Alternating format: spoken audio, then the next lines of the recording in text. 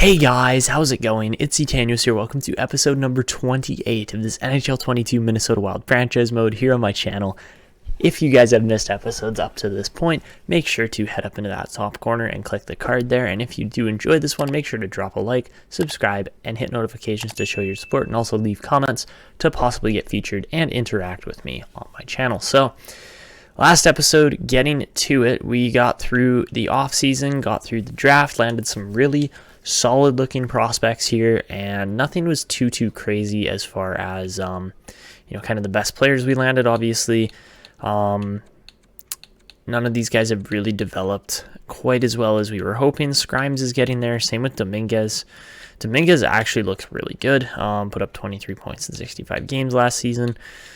And apart from that, player development probably could be going a little bit better down here, but that's okay. We are maxed out on our contracts right now. We have pretty much filled all the space that we have available. We've got a young defenseman here in Troy Chen coming up, who actually looks like a really decent piece for this team. Apart from that, nothing too crazy. We are trying to get into the works of developing goalies a bit better because, well, we have mainly drafted starters in this franchise mode, and they haven't really developed the way I wanted them to. So we're holding a lot of faith in a guy like Jose Strudwick, and apart from that, maybe Schaefer's good, but overall, not exactly the most ideal spot to be with goaltending. Obviously, yes, Lawrence and Piero Zabotal should be good goalies, but they haven't really turned out quite the way we were hoping. Obviously, we are running with a slightly weaker defense or goaltending group than we probably should be, but the team in front of these guys is good enough that I have no doubt that they can win games. So that's the team that we're working with right now. We did get some comments talking about the lineup last episode, mainly from Leafs Addict on the radio, saying, I think you should try Gaspard, Lapierre with Bonnet and Kaprizov. I do not know what the fit would be like, or if Boldy would still be able to perform with Khabibulin and Lapierre. So, unfortunately, I don't think Boldy fits quite as well there. And the other problem with that, that kind of setup in that system is that if we play Kaprizov, Bonnet, and Lapierre, that's three snipers all playing together. Don't get me wrong, all of these guys are great Minnesota picks. They are like second, fifth, third round picks that aren't, like these crazy first round lottery prospects that have some real potential to make an impact on the team. But at the same time, we have a guy like Khabibulin coming up who probably should be playing higher up in the lineup, but Bonnet's kind of stolen that role from him, to be honest. Ben Carlson is a new entry that looks really good too, that, eventually could fit in on like our second or third line or something like that. But at the current moment, that's kind of just how our team's looking. We're keeping the God Squad line together here of Foligno, Rossi, and Michkov. Those guys have just been insane. But apart from that, I don't think we are going to move Lapierre just yet. I want to see him really just dominate on the third line. I mean, 51 points and 34 goals in your rookie season is a great year. Like, that really is a great year. The only thing is that we have better top six forwards than Lapierre still. And, we'll get to the point where Lapierre does get into the top six. It's really only a matter of time. And along with that, I have kind of decided that Marcus Foligno is no longer the best fit in this lineup in comparison to some of the other players that we have. Like, I need to give Khabibulin a shot now. He's 20 years old. We'll see if he can actually perform in the lineup or not this year. If that's not the case, then, Zilkin probably moves down, Carlson moves up kind of thing. Like, we'll probably do something like that instead. And we could inject Foligno back into the lineup, but we'll see what happens. Right now, I am going to take Foligno's captaincy and hand it over to Kirill Kaprizov. I think that is the best move at this point. And I think our other alternate captain, apart from Trey Weller, because of course Trey Weller's just been running those top minutes on the defensive end, but I think the other kind of most fitting player to hold a letter on this team is Matthew Boldy. So we're giving it to those three guys. I know I have kind of surpassed, Trey Weller maybe wasn't the most leadership ready kind of player on this team, because when you go in and look at player morale and stuff like that, you can actually see like who's a presence, who's not. But no, Trey Weller, Guy Bonnet actually is a leader, so that's an interesting one. And apart from that, I don't think we have any goalies. Yeah, sometimes you have goalies that are like leader kind of presences and stuff like that. Looks like nothing really in the system, funny enough. But actually, our team morale is pretty good when you look at it. Like if we switch back to the NHL, 71% is solid. But yeah, we're not going to like name Guy Bonnet captain or anything like that. That just doesn't make sense to me. But all right, that's the team. That's where we're at. I'm just waiting on one scout to sign here. And there we go, Pierre Paranto. I need to just assign his location and scouting here, and then once that is done, then we are pretty much ready to hop into the full season here. So I do need to change his location to the WHL, simply because we need more scouts there. There are tons of players in the WHL, and it's making it a real pain in the butt for me to scout, to be completely honest. So from 128 on, I'm just going to scout, see how far we get. But again, his quality's not so great. All right, so I suppose we'll go up to 166 there. But again, that's not spectacular for how far ahead we've actually scouted prospects. So, all right, the team's rolling with what I believe is almost the exact same kind of statistics and numbers as last year, as far as we have 100 offense, 100 defense, and like 82, 83 goaltending, somewhere around there. Didn't know Ben Carlson got injured, but oh well. But yeah, anyways, let's just see, how did our team do in the preseason before we really get rolling on the calendar sim here. And it looks like they lost 2 games, won the other 5 or so. So not bad at all. But this is the draft class we're looking at. Again, I think there's a sniper on top of this draft class. Yeah, Kalle Gilson. Honestly, I don't really see a need for him. There are other guys in here that I am a little more interested in, especially guys like Nils Torp and Kukkonen, players like that instead. Those guys really kind of stand out to me. Apart from that, there's not too many other crazy guys I have pinned yet, but Lawrence I do think is going to be a low elite. Heavy slap shot, passing instincts. Looks like a pretty solid defenseman and lots of X factors there. So that's all we've got right off the bat, but I'm sure we will see more and more studs and good players come out of this draft class as we get through the scouting in the season. But as of right now, let's just check out the team, see how we're doing. Again, I realize my camera sits right in front of the team ratings usually. Oh, maybe not today because we were away. Nice. All right, so yes, we are rolling with 100 offense, 100 defense, and only 80 goaltending this year. So not the most spectacular, but again, a team like Anaheim only has 78 goaltending, probably because of a weak backup goalie. But yeah, that's where we're at with this team. I think we have a really, really good shot of trying to go for the quadruple here, try to get 4 Stanley Cups in a row, which is actually insane. Obviously, Iowa was pretty darn good over the past couple seasons too, and they were able to get a Calder Cup, but not quite the same level of success that we've seen. So let's see, how this season goes up to. We're going to go up to January 1st for this first kind of bit of the sim here, and we lose our home game, our first game of the season, and we lose multiple players to injury right off the bat, Bryant Sexton and a few other guys. So that's a bit rough, to be completely honest. So let's get rolling here. We do beat Anaheim there, and we get Bryant Sexton back. We literally lost him for 1 game, so that's a little frustrating, but it is what it is, right? So Fistrick's up to an 83, hey? Fistrick is just about, this is what I'm talking about, as far as we really could roll with a lineup that would see Sexton playing top 4 minutes. Because Lambos isn't the most spectacular fit, to be completely honest. Yeah, like Sexton could play on the top pairing. Eriksson could move down and still get +3 chemistry. Like, there are options on this team. So it's a little weird how the chemistry works at times, but that's just what we're dealing with. Frederick Fistrick is probably good enough to play for our team. The only thing that is kind of holding him back is the scheme fit, unfortunately. But at the same time, if he's playing a balanced kind of setup, he should be fine. So Fistrick is definitely one of our best options that we have for subs in the lineup. Apart from that, Koch looks really good. Kurvinen, we're trying to get him to develop. Same with Jermaine McGinn.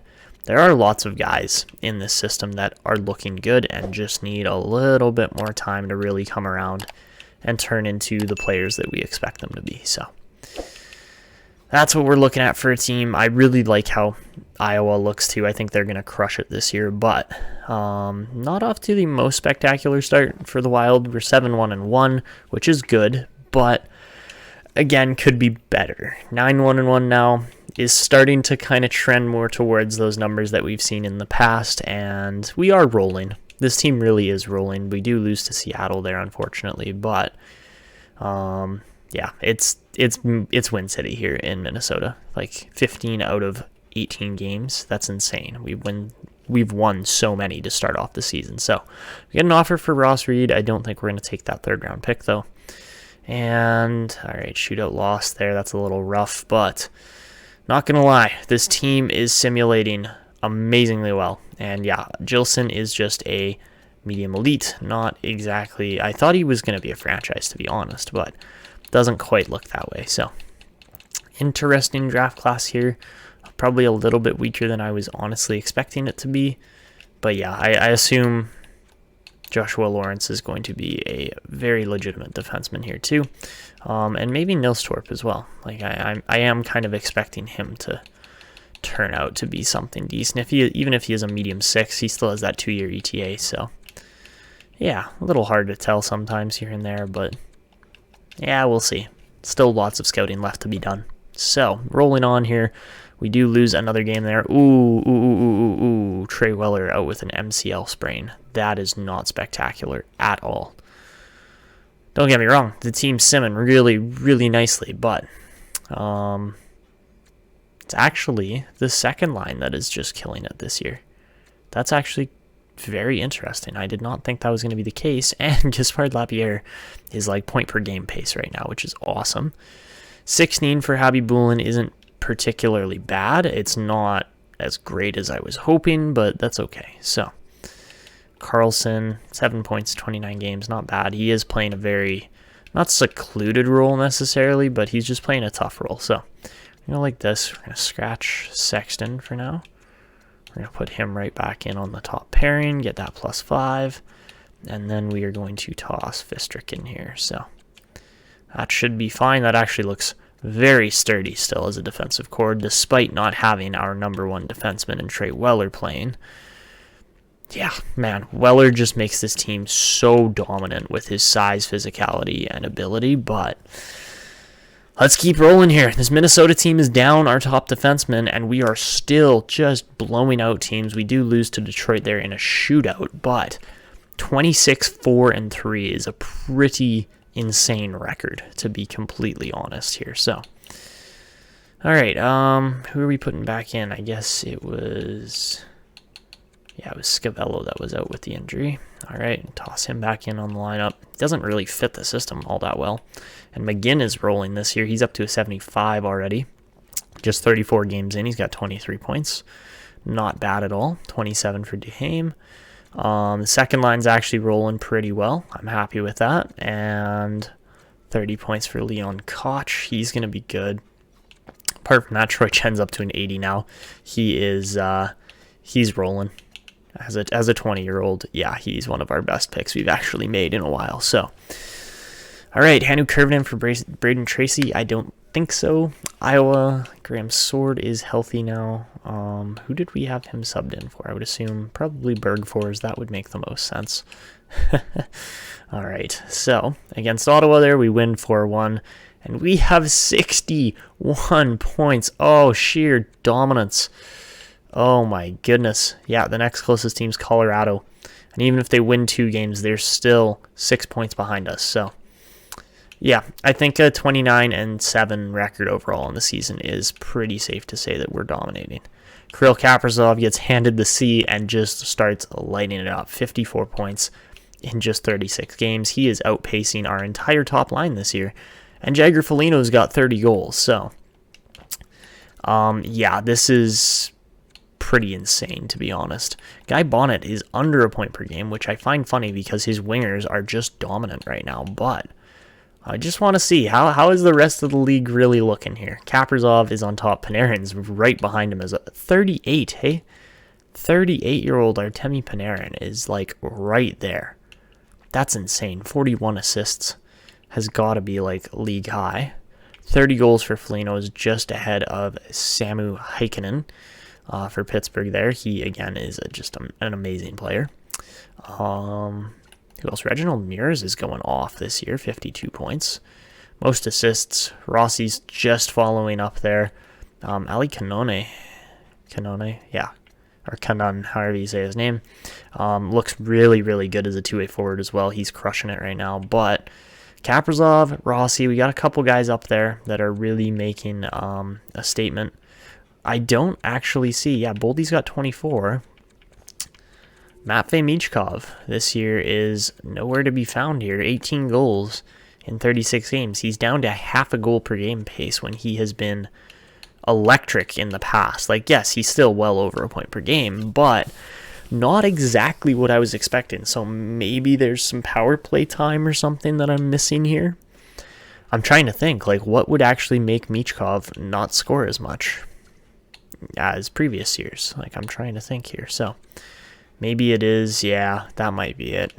So let's switch Kaprizov and Michkov. That might make a difference. Four-man power play. He should be putting up points with Foligno. I don't see why not.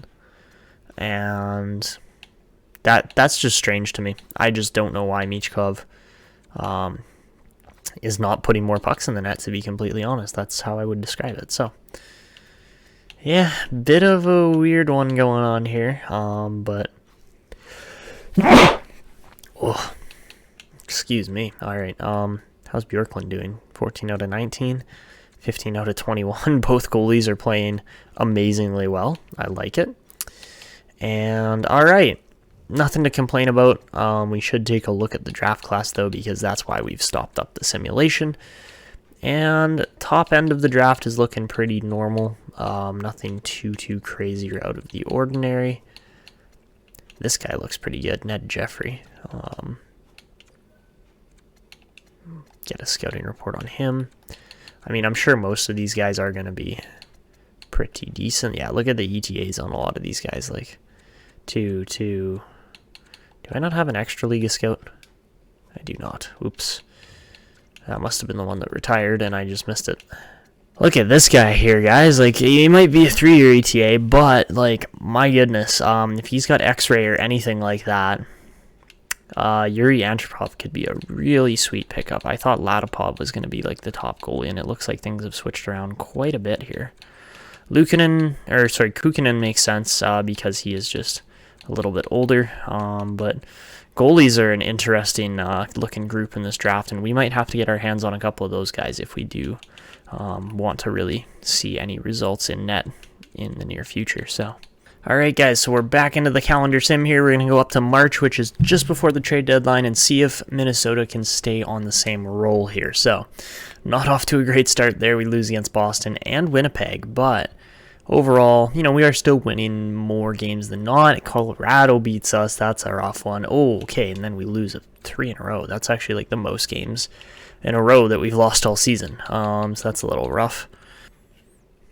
All right, and we just keep on losing here. We lose four in a row. Yeah, that's pretty rough. And Chicago seems to have our number right now, too. Oh, and we lose Kaprizov to a concussion. Come on.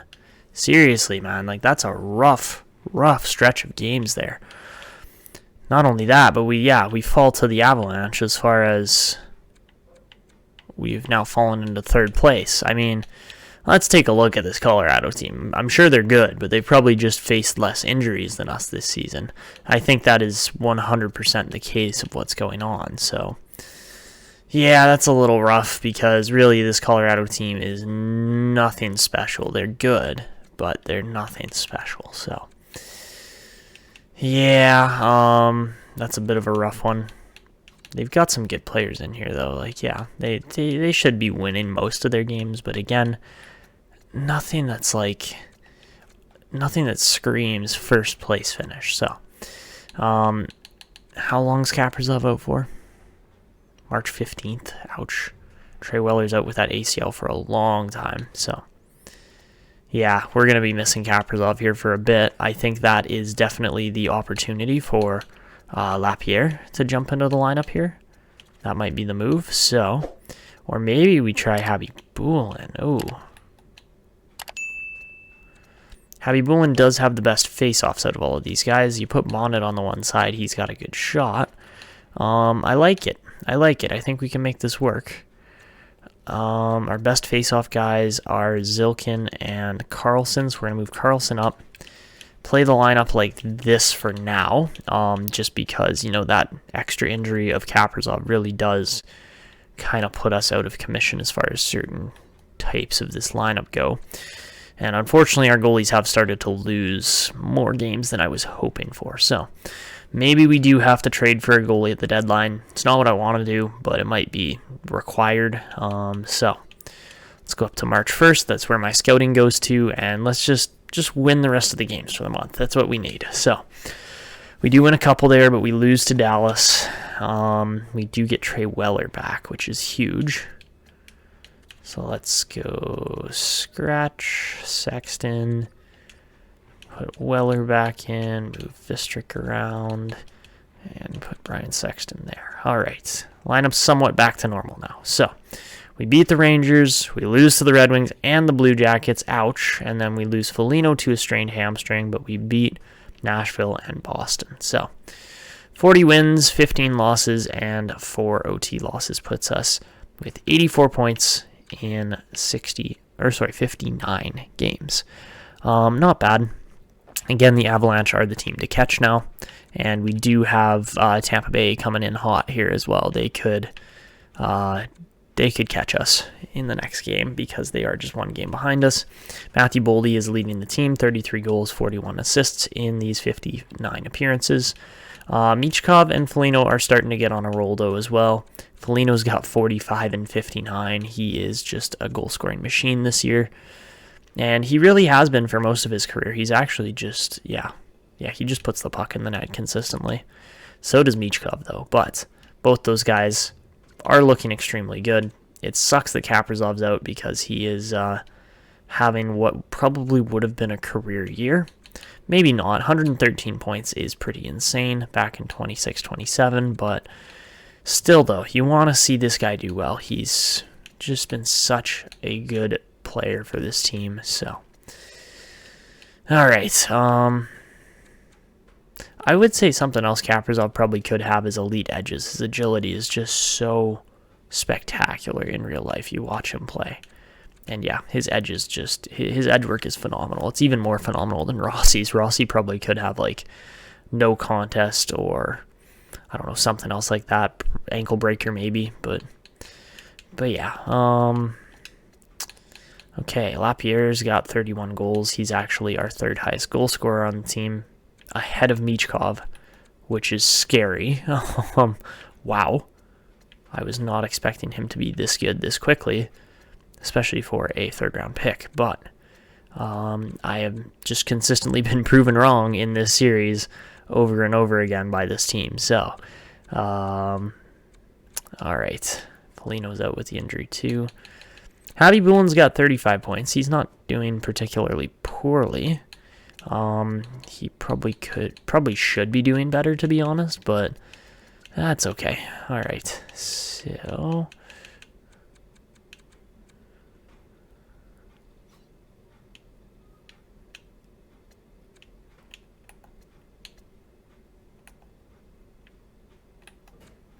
Magnus Oduya as well, 84 points, or 48 points, sorry. He's the best defenseman on the team. Eriksson's got 40, though, as well. He's doing well. I am impressed with this team, despite the fact that our goalies have kind of been below average. So it would be nice to get a goalie that, really is kind of just dominating, right? Like playing a lot of games and just getting results. When I look through here, none of these goalies are developed by us, unfortunately. That is just not the case. Vasilevsky's somehow still winning games. He's not been great. Philip Lindbergh's actually doing well, 25 out of 53. Miranov's not ours either. Yeah, like Wallsted's the best goalie. that this team has developed, which is a little bit sad because there are a lot of other good goalies out here that, sure, I would love to go out and get, but we just don't have the cap space. We don't have the really ability to do much with it as far as best goalies go. Not only that, but there aren't really that many that are like super, super crazy good. Like Askarov is one of those few. But apart from that, I'm not really seeing like any 88 plus rated goalies in here for the most part, apart from, again, Askarov. So Montreal must just be playing out of their minds right now if Rafalski's doing this well. And he is, so yeah, interesting kind of scenario here. I got to do a little bit more scouting, but the draft class is starting to come together a bit more, and we'll see if we can lock in any steals or players like such. All right, so as we get into the final stretch of the season here, let's see how many games this team can actually win. Of course, our record in wins is 63 wins with this franchise. That was in the first year we actually won the Stanley Cup. But we're not going to go out and do anything ridiculous. I think this team is still performing extremely well based on the fact that we don't really have any goalies that are like top end caliber. We do get our captain in Kirill Kaprizov back though, which is gorgeous. I have been waiting for that. And, well, what's his name now? Gaspard Lapierre is up to an 88. 88? Yeah. That's crazy. He's 88 rated at what, 22 years old? 21? 22, yeah. We got him and, well, Guy Bonnet's the same age, so interesting kind of setup there. But, yeah, Gaspard Lapierre is just going to be insane moving forward here. You know what? He even works with that. How? How does he even work with that? I don't get that. I'm not worried about this lineup at all because we can inject Lapierre onto the third line and it's going to be fine. Like, there's so many guys playing so well. Oh my goodness, I love this team. I genuinely am enjoying having to play with this team because they just win so much. They are such a sturdy group of players put together. We lose Carlson to a sore hip. Who cares? We've got other centers in there. We win 2 more games, but I do want to just make sure that we've got everything set up properly here because I think Foligno's playing center, which doesn't quite work. So we'll switch that quickly and get back to the sim. But Boldy's crushing it, 82 points in 66 games. Couldn't have asked for more from him this season as a, 29-year-old now, I think? Yeah, and 28. Matthew Boldy's 28, so yeah, he's playing prime of his career, doing exactly what we're expecting him to do. And apart from that, the draft class, I'm just waiting on scouting reports here because, yes, the top 5's guaranteed, but a lot of guys I'm not set on yet. Apart from maybe Antropov, who does look really good.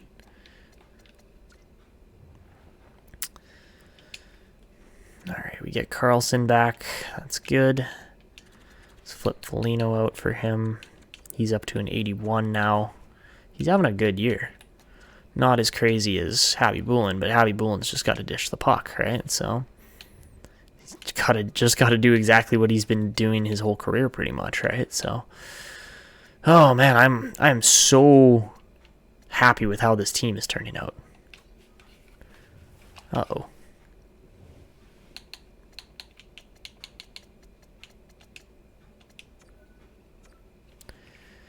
All right, so we are at 50 wins now. I don't remember Eriksson being out with injury, but in the final couple days here, we want to win as many as we can, and looks like we're doing that. Beautiful, and then we lose the last 2 of the season, but we finish with 120 points, which is very well clear of the Colorado Avalanche, who did end up choking out their kind of first-place finish there. Marco Rossi this year, hey? Okay, I'll take that. That's what we like to see. Different players winning the scoring for us each year. It's beautiful. And not only that, but the team finishes with a 57, 19, and 6 record for 120 points. Not particularly bad. Actually, 73% of the points is pretty insane. So, Oh, poor teams that missed the playoffs in the top 16. Poor Pittsburgh and Boston. Western Conference is weaker, apparently, so Seattle finishes dead last, despite having some amazing players on their team. Logan Cooley, Matthew Beniers. Stiffing Preseason is actually insane as well. They're just lacking the defense right now, so I really hope they do end up drafting defensemen with whatever pick they get. But all right, Marco Rossi tops the rest of our team with just 12 goals on the year, but manages to put up 88 assists, over an assist per game. Rossi has a year. He's been having years since about 2024. But yeah, that's an insanely good year again from Rossi. He puts up his third 100-point season in a row. That's what we like to see. And for a 9th overall pick, yeah, Marco Rossi's done absolutely phenomenal. 99 for Boldy this year, 98 for Foligno, 96 for Michkov. Kaprizov scores 81 in just 68 games. And we see an 80-point season out of Guy Bonnet, too. Or Bonnet, however you say his name. Besides that, Bonnet and Lapierre playing together look phenomenal. Magnus Oduya puts up 63 points on the year. We see one single growth number from a 51-point rookie season for Jakub Abibulin. 50 points for Eriksson goes a long way. Trey Weller puts up 38 this year, which is actually pretty high for him. And, Christian Rankel kind of dropped off. He didn't really put up a great season this year, unfortunately, but I would assume that was mainly power play time playing into that. As far as our goalies go, we see a 34 and a 23 win season from Wallstedt and Bjorklund. Again, great tandem of goalies. Those guys played phenomenally well, despite, not really being the most upper echelon caliber of players or of goalies in the league. So, looking at the entirety of the league this year, Reginald Muir's 5th overall pick, he's just 22, puts up an astounding 71 goals. Heikkinen scores 69. Wow. Kent Johnson has a year too. But my goodness, look at the goals.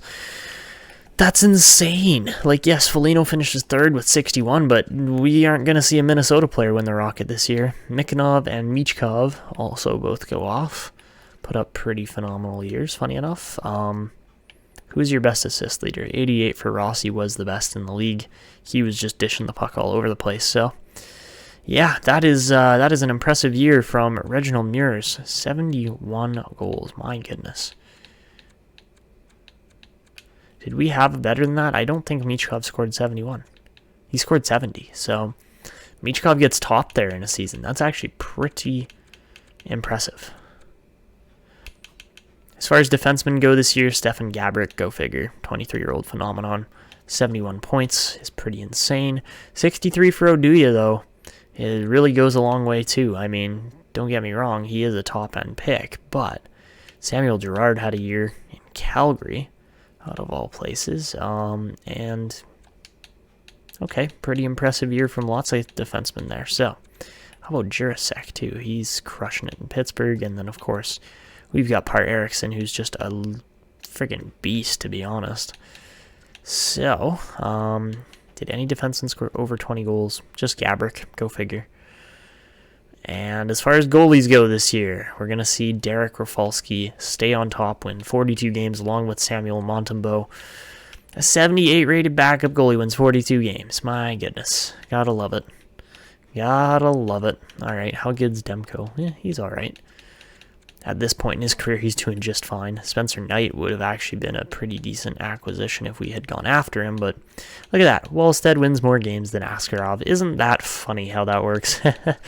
But yeah, overall, not a bad season. Casa didn't do as well as I thought he was going to. Lots of guys didn't do as well as I thought they were going to, and we sneak Bjorklund up into that top end of the draft or of the goalies as well. Your best rookie this year is Amrit Prasad, drafted in 2029, 2nd overall. He's looking like a great player. Vermette was all right. Same with Habibulin and Panayi. Yeah, Jack Panayi looks could have been better for Ottawa, to be honest. Knutson again, 3rd overall. looks good. Didn't put up as good a year as I'm sure his team was hoping for. But what do you do, right? So that is the numbers. That is the team. That's where we're at. We do indeed finish first overall in the league. Very good performance from the team. Rossi's 100 points, kind of balanced out nicely between all of our scoring, and we will be playing the Calgary Flames in the first round. All right, so that is determined. Kind of glad we're not playing Anaheim. They look strong. Calgary has got Panarin, though. They've got Panarin, they've got McKinnon, they've got these cheat codes of players that are still doing phenomenally well despite being old. Yeah, like, how is Lindholm still an elite at 35? Like, seriously? That's insane. Alrighty then. Yeah, no, Calgary's actually a really solid team. I'm not going to put any shred of doubt into the fact that we could lose this series. Like, there is a very real possibility of that. So, yeah. McKinnon went to Calgary. I guess he wanted that Battle of Alberta to ramp up just a little bit more. I mean, to be fair, Edmonton's loaded. Yeah, Edmonton's a real nice team. So, anyways, that is who we will be taking on in the first round. Apart from that, let's see, who else actually made it? Edmonton didn't even make the playoffs. But no, Colorado, Chicago, LA, Anaheim, and San Jose. St. Louis. Interesting. Alrighty. So that is your matchups for the Western Conference for the East. Tampa, Detroit, Toronto, Montreal, Washington, Florida, and Carolina, Columbus. So this is our series to lose. We're not going to get into it this episode. We're going to wrap this one up here. But if you guys did enjoy watching that season sim, make sure to go down below, drop a like, subscribe, and hit notifications. And of course, make sure to leave comments to possibly get featured. And that is going to be it for this one. This is ETA News signing out, and until next time.